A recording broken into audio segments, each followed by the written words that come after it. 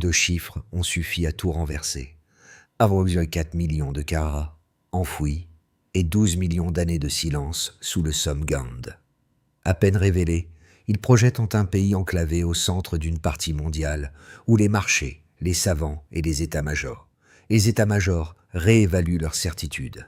Comment cette découverte, placée sous la supervision directe d'Ibrahim Traoré, peut-elle devenir une chance de souveraineté sans se muer en nouvelle ruée prédatrice sur le Burkina Faso?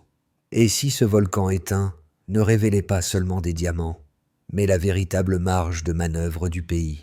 La découverte du Somme-Gandais ne bouleverse pas seulement la carte minérale du continent, elle redéfinit aussi les attentes d'un pays qui n'avait jamais disposé d'un tel levier stratégique. Les premières analyses évoquent un potentiel capable de transformer l'économie nationale, mais la promesse réelle réside ailleurs, bâtir une maîtrise durable fondée sur compétences, stabilité et contrôle. Cette perspective, longue d'une dizaine de mots, devient à la fois ambition, va mise à l'épreuve pour l'ensemble de l'appareil étatique. À ce stade du récit, le texte aborde avancer assez vite pour consolider l'avantage, mais assez prudemment de préserver l'unité intérieure. Et au milieu de cette tension, une interrogation demeure suspendue. Le pays saura-t-il convertir d'aines promesses géologiques en fondations politiques solides, sans céder aux pressions croissantes venues de l'extérieur? Les premières vérifications ont révélé une anomalie d'une ampleur inédite. Des zones de densité minérale si élevées qu'aucune simulation géologique ne parvenait à les expliquer. En moins de 3 heures, leur confirmation par satellite a déclenché une mobilisation scientifique et militaire à une vitesse rarement observée au Burkina Faso. À partir de ce moment, le récit s'accélère. Les unités aériennes sécurisent le Somme-Gand. Les géologues comparent les relevés successifs. Et les laboratoires constatent une cohérence parfaite entre les données du terrain et les images orbitales. Song Sang-Voido, les premiers rapports établissent que la formation diamantifère s'étend en continu sous la structure volcanique, créant une masse dont la pureté dépasse les standards connus en Afrique australe. Ce n'est donc plus un simple gisement, c'est un système minéral complet, intact, et profondément enraciné dans l'histoire géologique du Sahel. À ce stade du récit, le texte aborde. Elle introduit un acteur inattendu dans la compétition mondiale pour les ressources critiques. Au cœur de cette agitation, Ibrahim Traoré adopte une posture mesurée, mais ferme. Son approche, à la fois méthodique et prudente, donne un cadre aux équipes mobilisées. Protéger le site, authentifier chaque donnée, éviter toute fuite pouvant déclencher une spéculation incontrôlée. Thème Molatkat d'Inchoui, la manière dont le gouvernement organise les premières heures. Chaque service opère en miroir, l'un consolidant les analyses, l'autre anticipant les risques diplomatiques. Cette mécanique révèle un pays qui, loin d'être pris de court, semble avoir attendu l'instant où la Terre accepterait enfin de livrer les preuves de son potentiel enfoui. Dans les heures qui suivent la confirmation du gisement, un réseau de spécialistes devient le fil conducteur de la compréhension nationale. Géologues, ingénieurs en télédétection, économistes miniers et analystes de stabilité régionale coordonnent leur lecture du phénomène, chacun apportant une pièce du puzzle et révélant l'impact immédiat d'une découverte hors norme.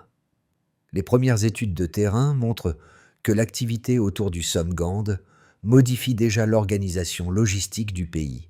Les routes d'accès sont renforcées, les laboratoires universitaires reçoivent des échantillons prioritaires et les équipes de cartographie établissent une grille d'analyse permettant de distinguer pureté, profondeur et continuité structurale. En parallèle, 2 microcas émergent et donnent que la mesure de l'effet domino.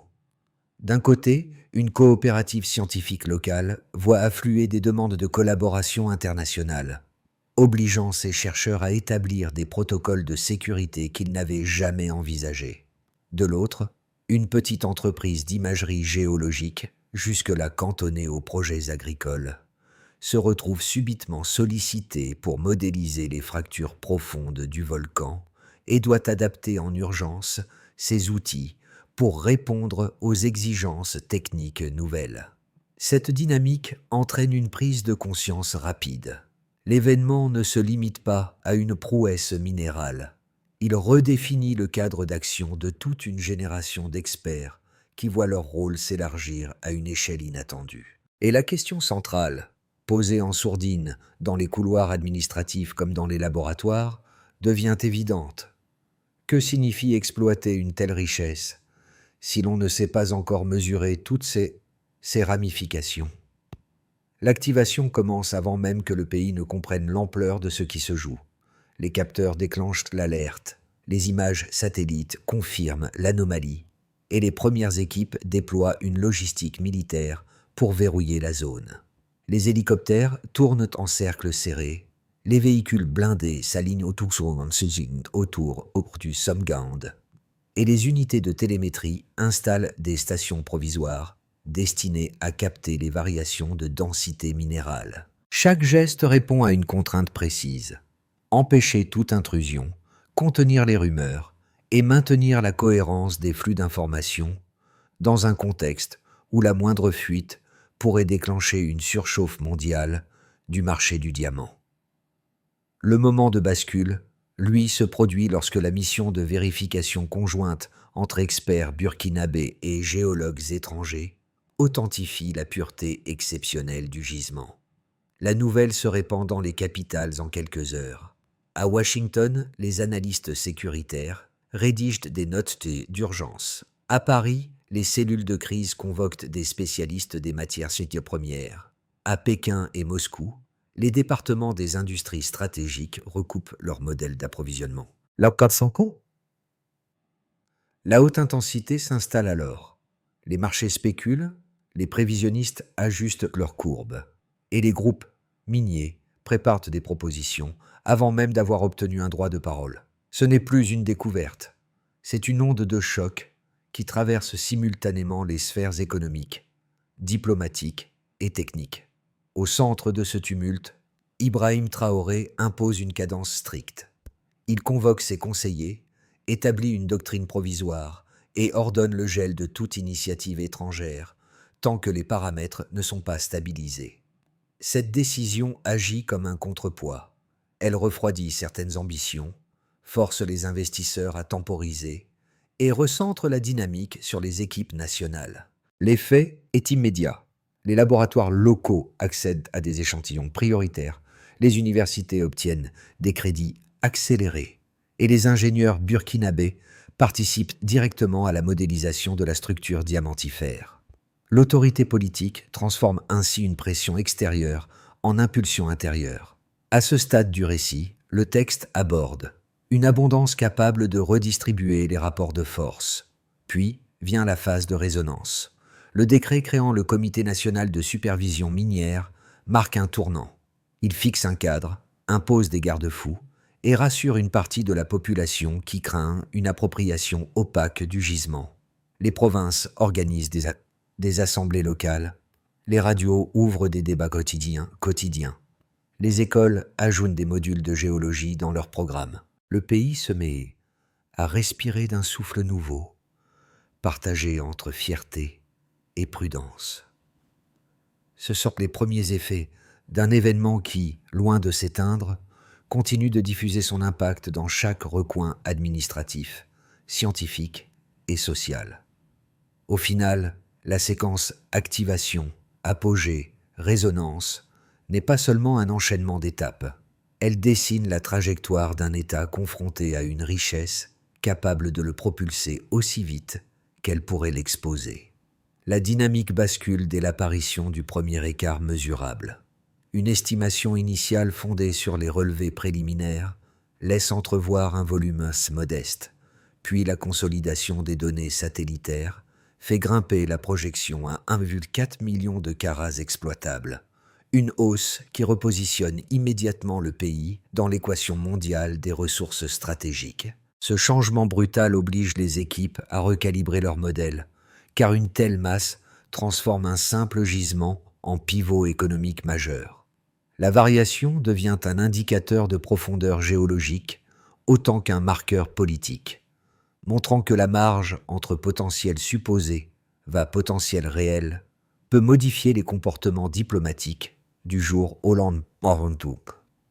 Le second chiffre CLEF, 92,7% de pureté moyenne, surprend autant qu'il inquiète les laboratoires étrangers, car un tel niveau place le Somgand dans une catégorie où l'extraction pourrait être rentable même en scénario défavorable. Cette valeur s'écarte nettement des standards régionaux, révélant un sous-sol anormalement stable et faiblement altéré. Les analystes y voient la preuve d'une continuité minérale difficile à trouver ailleurs. Un argument qui accroît la pression internationale pour obtenir un accès direct ou indirect au site. Matka, cette donnée rappelle que la maîtrise technique devra être renforcée afin d'éviter une dépendance à des opérateurs extérieurs. Le troisième indicateur, enfin, éclaire la dimension temporelle. Près de 12 millions d'années de formation, un âge qui ancre le gisement dans une histoire. Dans une histoire longue, traversant stabilité tectonique et transformation volcanique. Ce chiffre permet de comprendre pourquoi les structures internes du Somgand semblent si régulières, car une telle durée favorise la croissance ordonnée des réseaux cristallisés. Les géologues y voient un argument pour modéliser des zones encore non sondées, tandis que les économistes y listent la garantie d'une ressource moins sensible aux fluctuations soudaines. Les équipes nationales utilisent ce paramètre comme référence pour organiser les cycles de prospection futurs. Au centre de l'interprétation de ces trois chiffres, Ibrahim Traoré impose une règle. Ne jamais laisser les données dicter seules la stratégie, mais les replacer dans un cadre où souveraineté et stabilité demeurent prioritaires. Cette orientation influence directement les décisions. Les comités d'expertise adoptent des protocoles de vérification supplémentaires, les laboratoires locaux reçoivent un accès préférentiel, les modèles économiques sont hiérarchisés selon leur compatibilité avec un contrôle étatique renforcé. Moignom Tuenmon Doit a ainsi démontré que son analyse sert l'intérêt national avant de participer aux décisions opérationnelles. À ce stade du récit, le texte aborde devient la matrice par laquelle le pays structure sa réponse. Les chiffres, froids en apparence, révèlent les tensions invisibles. Ils attirent l'attention mondiale, renforcent la fierté intérieure, reconfigurent les scénarios de long terme. Lorsqu'ils seront confrontés aux projections diplomatiques, aux capacités industrielles et aux limites technologiques, ils détermineront la trajectoire d'un État appelé à naviguer entre opportunités rares et pression croissante. Deux visions structurent désormais le débat autour du Somgand, chacune portée par des arguments cohérents et suffisamment robustes pour mériter une analyse honnête. Les économistes libéraux soutiennent que l'ouverture internationale représente la seule voie réaliste. Selon eux, un gisement d'une telle ampleur nécessite capitaux, technologies et chaînes de transformation qu'aucun pays émerge ne peut mobiliser seul à court terme. Leur position s'appuie sur un calcul précis.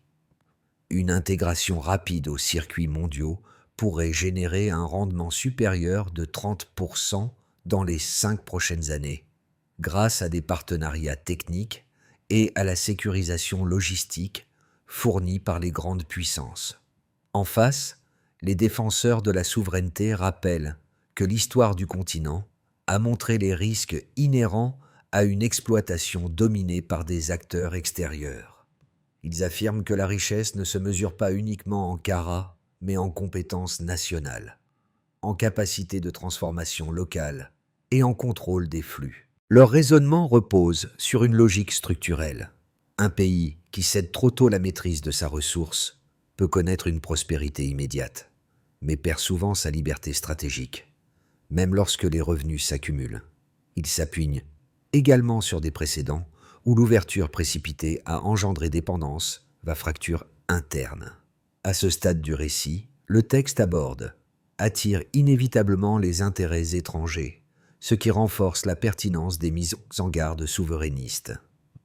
Toutefois, la pureté moyenne de 92,7%, très supérieure aux standards régionaux, témoigne d'un gisement suffisamment rentable pour financer une montée en compétences progressive sans exclure totalement des partenariats ciblés.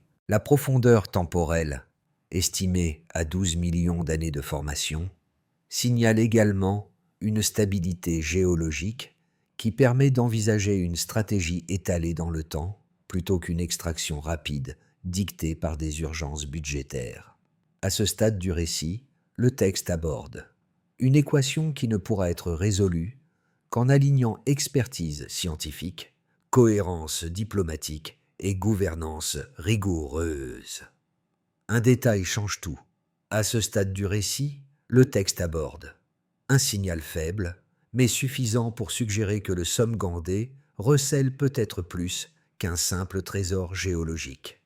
Les géologues croisent aussitôt ces données avec les relevés satellitaires et l'alignement des signatures spectrales fait naître l'hypothèse d'un second enjeu stratégique, des minéraux rares, essentiels à des secteurs que seules quelques nations dominent actuellement. Cette possibilité transforme la découverte initiale en pivot géoéconomique, car elle implique que le site pourrait redessiner non seulement le marché du diamant, mais aussi celui des matériaux critiques.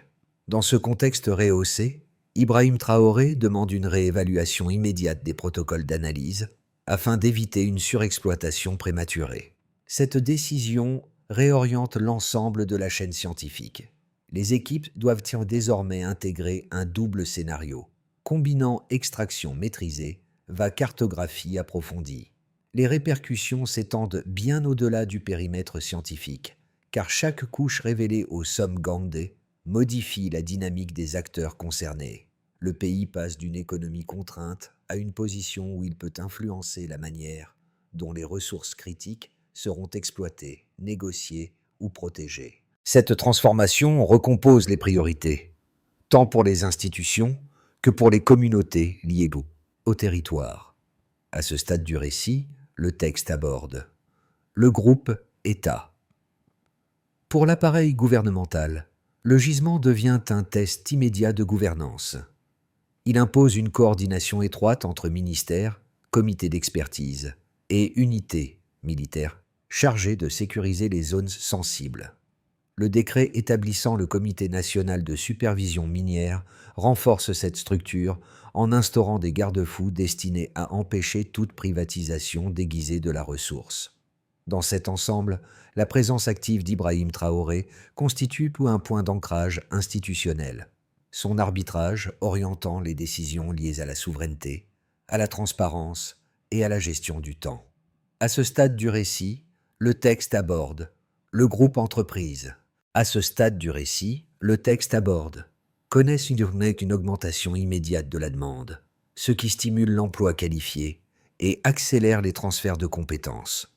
Toutefois, seules les structures capables d'allier performance technique et conformité réglementaire pourront espérer s'ancrer durablement dans la chaîne de valeur.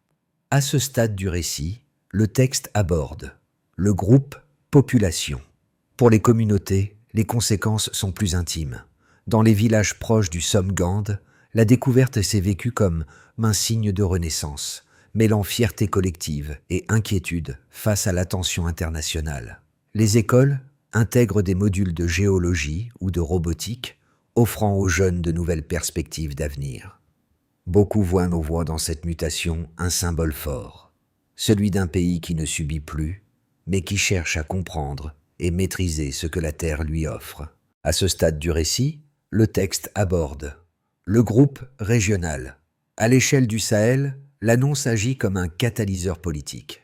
Le Niger, le Mali et le Tchad lancent des audits miniers accélérés afin de cartographier leurs propres ressources stratégiques, inspirés par l'exemple burkinabé. Ce mouvement crée une dynamique d'émancipation régionale, où chaque État tente de renforcer son autonomie économique face aux pressions extérieures. Les diplomaties internationales, elles, observent cette recomposition silencieuse et réajustent leurs priorités, conscientes que le Somme-Gande modifie non seulement les marchés, mais aussi les alliances à moyen terme. Ainsi se dessine une mosaïque des faits montrant que la découverte n'est pas un simple événement géologique. Elle diffuse, se propage et reconfigure les structures sociales, économiques et géopolitiques du pays. Les 12 prochains mois formeront une période charnière où chaque choix pourra ampler les bénéfices ou accélérer les risques. La trajectoire dépendra de la cohérence entre gouvernance, expertise et résistance aux pressions extérieures, car le Somgandé fonctionne désormais comme un catalyseur qui rend visibles les forces et les faiblesses du système national. 3 scénarios émergent, chacun plausible, chacun chargé d'enjeux. À ce stade du récit, le texte aborde la stabilisation prudente. Dans cette projection, le pays poursuit une exploitation contrôlée, limite les concessions et renforce les capacités locales afin de maîtriser progressivement l'ensemble de la chaîne minière. Les revenus alimentent entre l'éducation, les infrastructures et la recherche scientifique, créant un cercle de croissance stable mais modéré. Les tensions diplomatiques persistent, mais restent contenues grâce à une politique d'équilibre entre partenaires africains et acteurs internationaux. Cette voie exige rigueur administrative, va cadence régulière, sans excès d'ouverture ni fermeture brutale. À ce stade du récit, le texte aborde la montée en puissance. Une coordination régionale s'affirme, avec la création ou la consolidation d'un bloc panafricain capable de négocier collectivement sur les ressources stratégiques. Le Somgandé devient un moteur de coopération plutôt qu'un foyer de compétition, permettant de mutualiser technologie, sécurité et expertise minière. Cette dynamique entraîne une accélération notable de la croissance, avec des projections dépassant 8% pour les économies impliquées. Les marchés réagissent positivement, considérant le modèle comme une alternative crédible au circuit dominé par les grandes puissances. À ce stade du récit, le texte aborde la fragmentation. Sous l'effet combiné de rivalités internes va d'ingérences extérieures, les institutions perdent en cohérence et la gouvernance du gisement se fissure. Les revenus miniers alimentent des réseaux concurrents, créant un terrain propice aux conflits politiques ou économiques. Dans ce contexte, les entreprises étrangères profitent du vide organisationnel pour imposer leurs conditions et la ressource perd sa valeur stratégique au profit d'intérêts particuliers. Ce scénario annulerait les gains obtenus et replongerait la région dans des cycles bien connus de dépendance. À ce stade du récit, le texte aborde si chaque décision respecte la cohérence entre souveraineté, maîtrise technique et transparence, alors le potentiel du Somgandé deviendra un levier durable plutôt qu'un épisode exceptionnel. L'impact du Somgand dépasse les institutions et atteint désormais la vie quotidienne, créant des résonances différentes selon les publics. Le premier groupe, celui des jeunes professionnels et étudiants, ressent un basculement immédiat. Les nouvelles filières universitaires, les programmes de formation en géologie, robotique ou sciences des matériaux ouvrent des horizons que beaucoup n'imaginaient pas à l'intérieur du pays. Cette perspective transforme leur rapport au territoire, leur offrant une raison tangible de bâtir leur avenir là où, autrefois, l'exil semblait la seule option. Le deuxième groupe, composé des travailleurs des zones rurales et des familles vivant à proximité du Somgandé, réagit autrement.